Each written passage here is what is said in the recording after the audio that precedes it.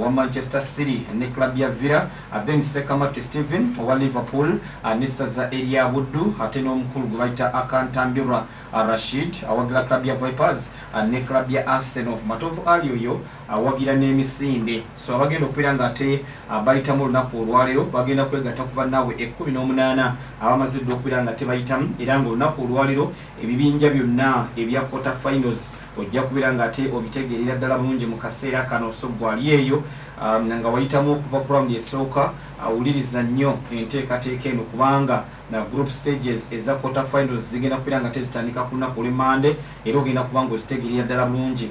Bannaffe aba Techno Center mu kibuga eky'e Masaka abakutuusaako enteekateeka eno, era nga bagamba nti olina okubeera nga tokola kiri kimu kyokka, nagenda osobola okubeera nga twefunira kamuli 20 ku mitwalo kumpi 7 gyokka gyojja okubeera nga togifunirako olunaku olw'enkya. Njagala okutegeezako ko nti tulina Black Friday. Black Friday amasimu gaba gasaliddwako ebitundu 40 ku buli 100. So weyambisa omukisa ogwo osobole okubeera nga ate wammeeso ng'ozitambuza bulungi.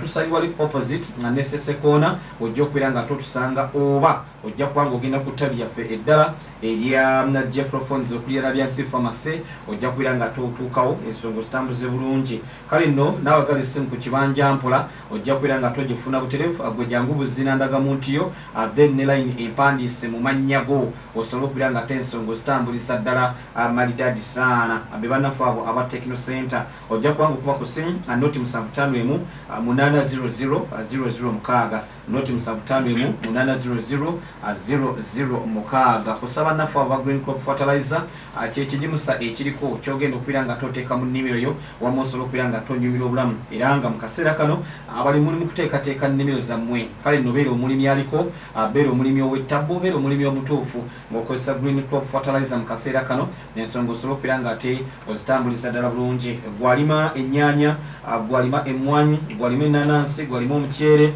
gwalima obutungulu n'ebimera ebirala byonna, ojja kubeera nga tokozesa Green Crop Fertilizer obulamu busobola okubeera nga ate butambulira ddala bulungi. Kale nno ojja kubanga okuba ku ssimu noti 7 noti 6 52 89 10 noti 7 noti 6 52 9 10 oba noti 783 04 00 ku Facebook page ya Radio Buddu ojja kubanga totufuna butereevu. Mukulu Jesse Mukwaya ensonga zonna asobodde okubeera nga tiyazitaddeyo, so mu kaseera kano agenda bugenzi osobola okubeera nga tulayikinga Facebook page eyo Radio Buddu 98.8 FM and 95.5 FM obulamu busobola okubeera nga ate butambulira ddala bulungi na mu kaseera kano agwe wenna awulirizeeyo omuntu wa bulijjo Radio Buddu. So osobola okugenda no subscribinga wali ku YouTube channel ya Radio Buddu. Kale nno era byonna byewasubiddwa round esooka byonna nga bisobodde okubeera nga teetambudde ojja kuba ng'ogifuna butereevu mu studios.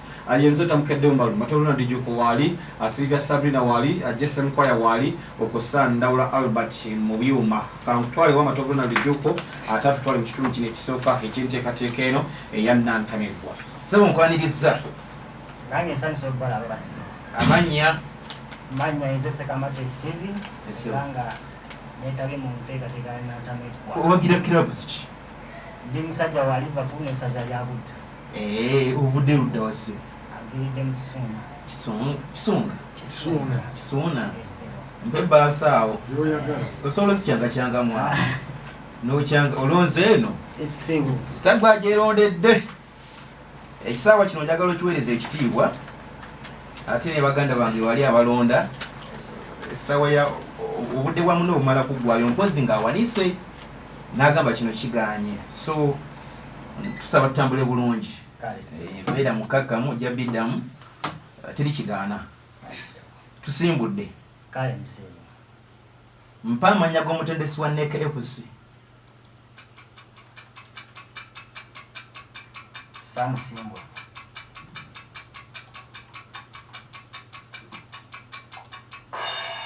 Jam. Ai.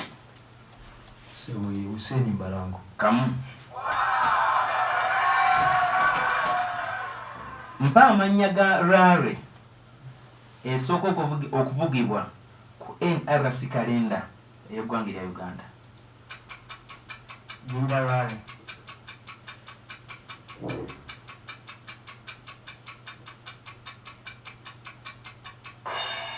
Cham. Magembe Trevor. Yes. Power of Africa Rally. Neda. Yangusiwo. Kantambe Rashid. Yes. Masaka Rally. Nga chichire. So answer limbalala rally oba mbalala site rally. Ekyokusatu. Mpa ebyavudde mu mpira ogw'amasaza ga Buganda. Game yazanyiddwa ku kisaawe ekya Majjo Saza Grounds ku weekend. Kabula yakubye gomba goal B kulema.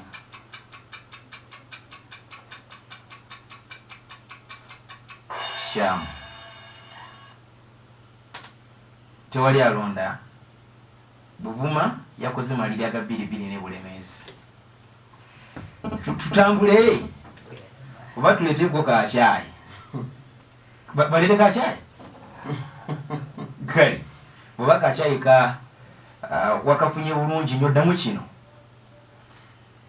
Mpayo teams B masaza ga Buganda ga 2-23.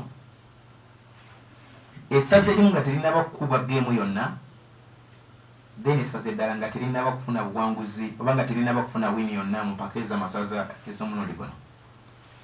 Esaza eitanaba kuba mpira gonna singo. Esaza eitana wabwe mpira gonna coach.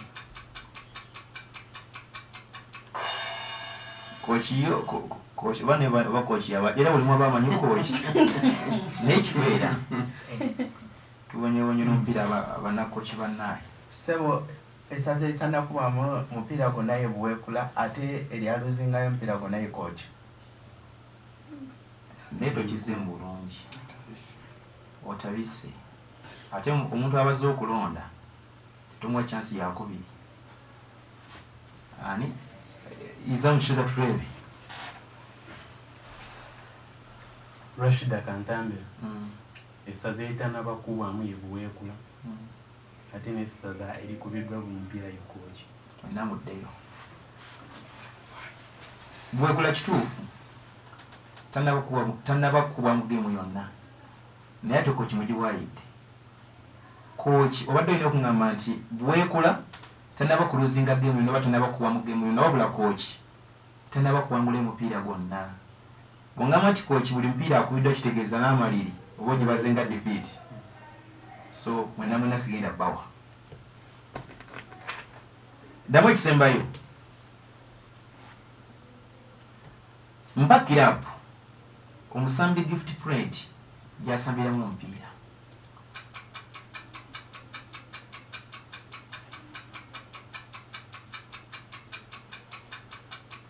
Kiganyi? Jangu sebo. Magembe Trevor. Yes. Yavudde mu Sports Cup Vida n'agenda mu club y'e Rwanda ali wired.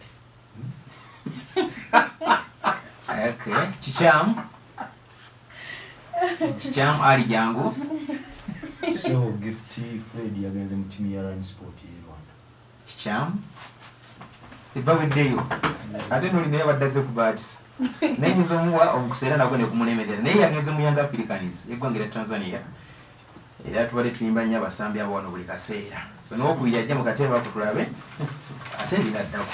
Kale embeera bwetu bitambula mwebulekera nga temuwuliriza mwebulekera nga tensonga muzitambuza bulungi agamba ki Magembe Ashraf yaliko omusambi wa ttiimu y'essaza eryabuddu ogamba otya webulekera nga tejje muli agambye bano abaana tebamanyi ki Gift Fred.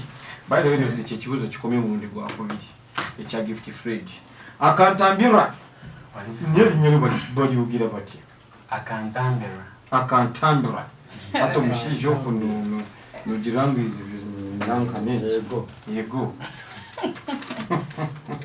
akantambira ogamba otya ovudde wagira ttiimu ki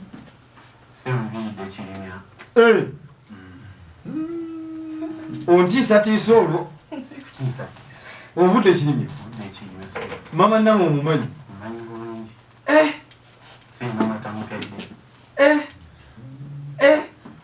kale Tutaddeko abiri. nze ate mbiriko mannamwe yanamanya kyanaŋŋamba nga avuddemu mannamawa kamukanyage gwa n'amanya akantambirwa bompa head coach wa Maroons nga bakuba bono busatu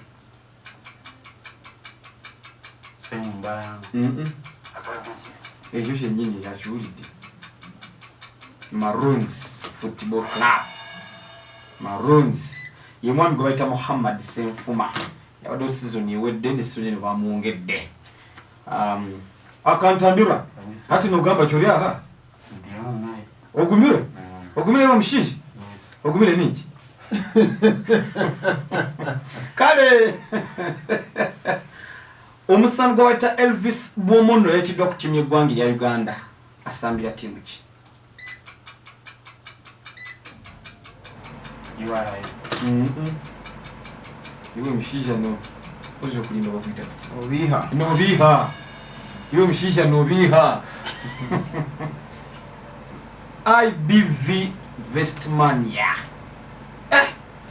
Mshisho ogumire kale njagala mpe club yakwata ekifo kye 12 mu league ey'eggwanga ya Uganda ey'okuntiko ne points yakuŋŋaanya.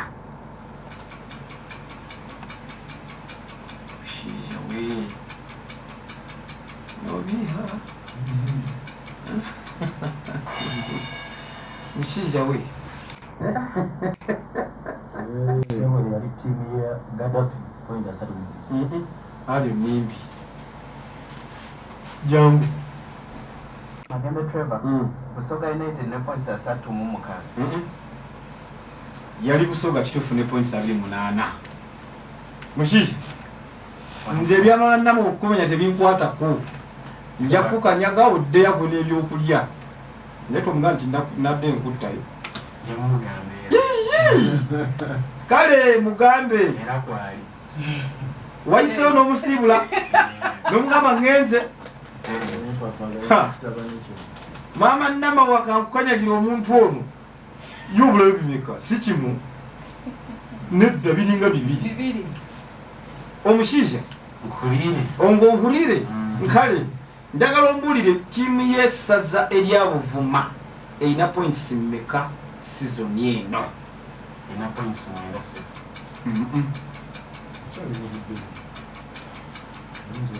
Kama.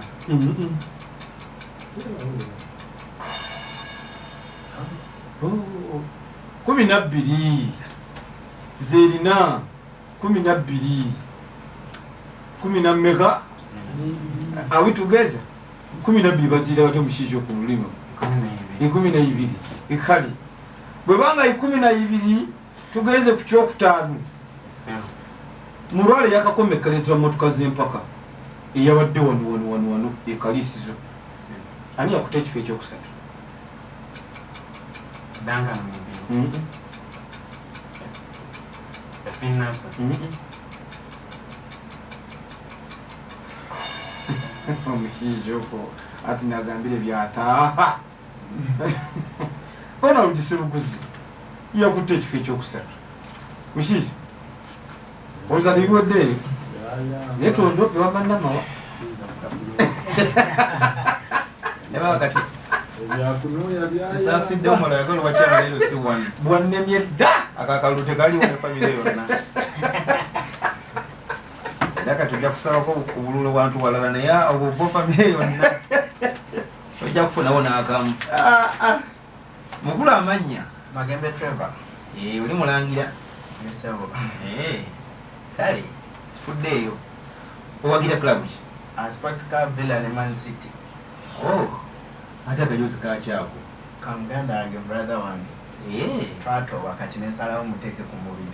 Obambi mwatoba enkuba yabakubiyo kakati njagala oddemu bino olage nti brother we mwatoba tomuswaziza. Yesebo. Ekisooka omusambisira gisentemu asambira club ki? Vipers sebo. Busatu niye wate waliwo zino ekibuzo funawa mu byawana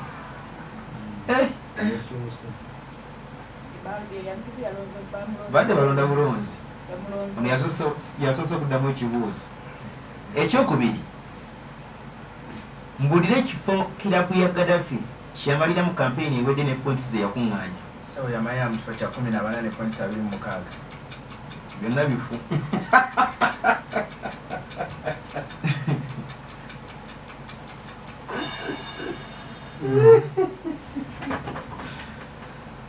Sekamate Steve yamali ya mtu cha 11.7 kamu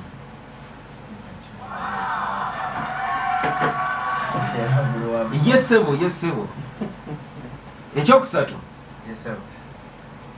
ani ani yawangudde Masakarare fakti yakakomekerezebwa mbulire ekiwangu Yasin Nasa. busatu muganda otomuswaziza eddamu n'ekino mbulira omuwendo gwa points gomba zerina mu masaza ga Buganda ag'omulundi guno 13. 14. 12. ansa kyentu 12. bamuwe bamusa mpa amanya g'omutendesi wa Alwahel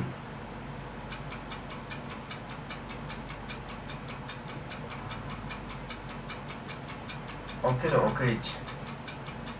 okechi ozirinyiro liva mu Arua naye mukyamu si yeye tewali alonda Livingstone Mbabazi omutendesi wa Alwahel omulangira Magembe Andisaba.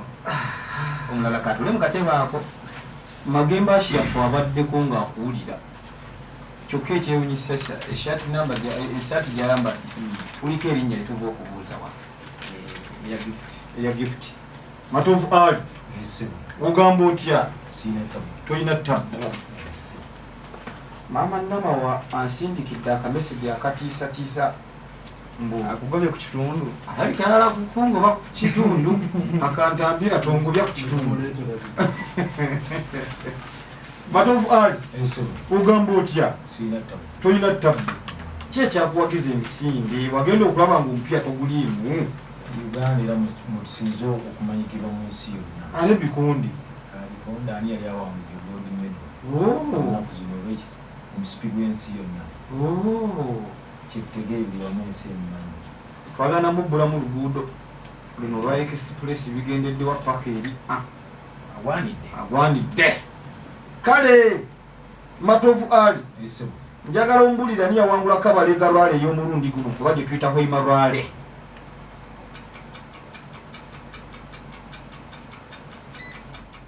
Duncan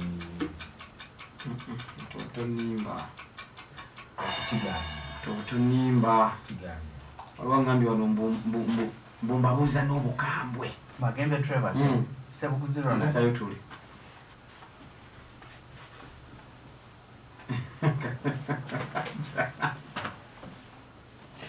jangu oba okyenenyeza.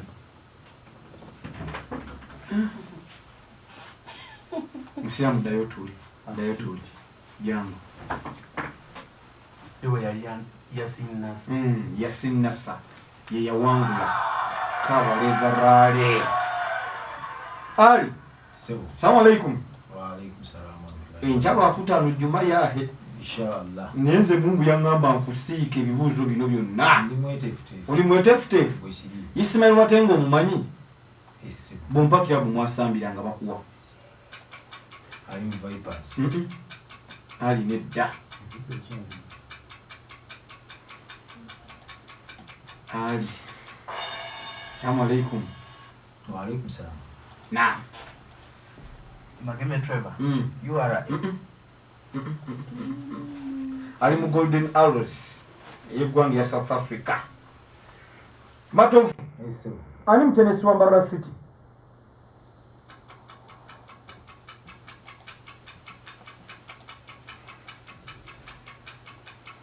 Asaf Mwebazi. Matovu jangu Sekamate Steve dayo tuli nimwe tunayisaako n'omuti tugenze kukomyawo bakadde ye waswa bossa kibuzo kino kikomebwa na gwakusatu Matovu sebo oli bulungi nnyo sinatta kacyayi kavalekevu wakanywedde ne kakukala bulungi kantudde musebo bakwongere kibuuzo kati kyenjagala kyolinze sikyali tugende sebo kale mpa ebyavudde mupiira ogwabadde ku kisaawe ky'enkookooma mu bulo ogw'amasaza ga Buganda mu weekend.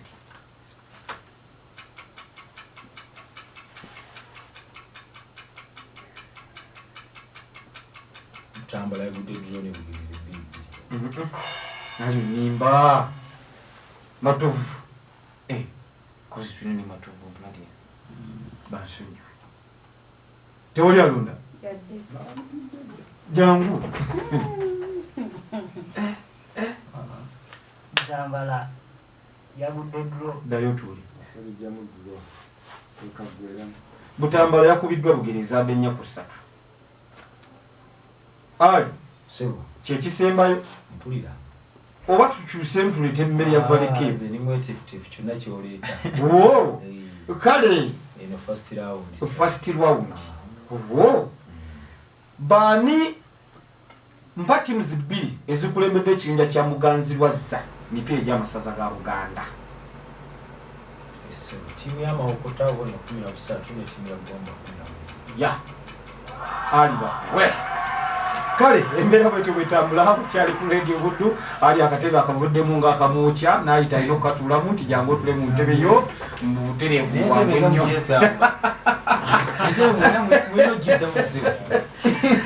kale nno nyongera okujjukizaako bannaffe aba Paragon Zone bagamba nti jangu basobole okubeera nga tebakuba ebifaananyi mu kaseera kano gwe alina emikolo jangu basobole okubeera nga ate oyitayo basobole okuba nga bakuba ebifaananyi alina parties naawe agala okubeera nga ate weekubya ebifaananyi ebyekijjukizo bannaffe aba Paragon Zone bajja kubeera nga tebakuba ebifaananyi wano nno bataddewo ebirabo ebya Nantamegwa abaana bagenda okubeera nga tebatuuka mu finals eza Nantamegwa Webyemizannyo 2023 era nga bagamba nti ogenda kuba nga tokuba ku ssimu noti 784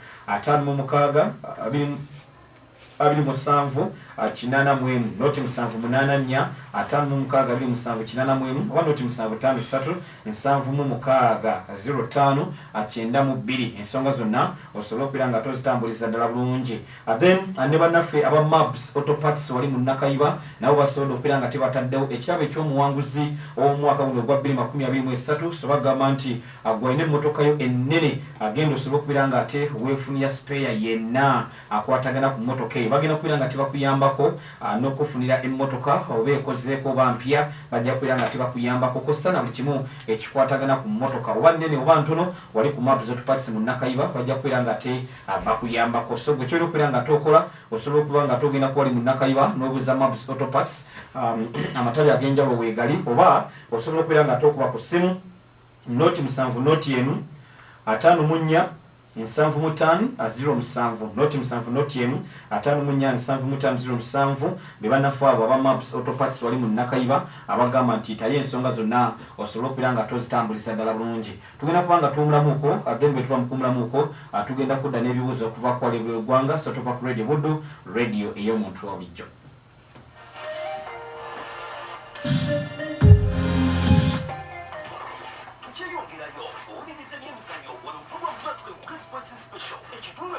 Abakulu mubizibu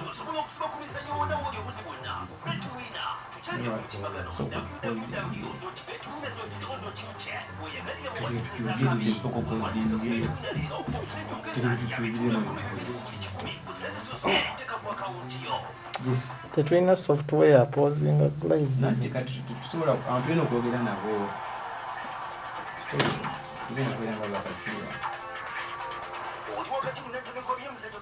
mubizibu byangu ali tokyalina budde edda kiriwo ekisika omuntu lwoyongera okukula nebikubanja biba bingi naye nedda ntegedde ensonga ebintu ebimubuuza tebibadde bizibu jasibetakunoonyeza omuli nnyo bizibu naye olwolaba omuntu abadde awuliza okolebwatondeka kudde wano oba osobola okutegeera kati ekintu kyaluwa ekyo koki waluwa Livingstone Mbabazi tavanga mu Arua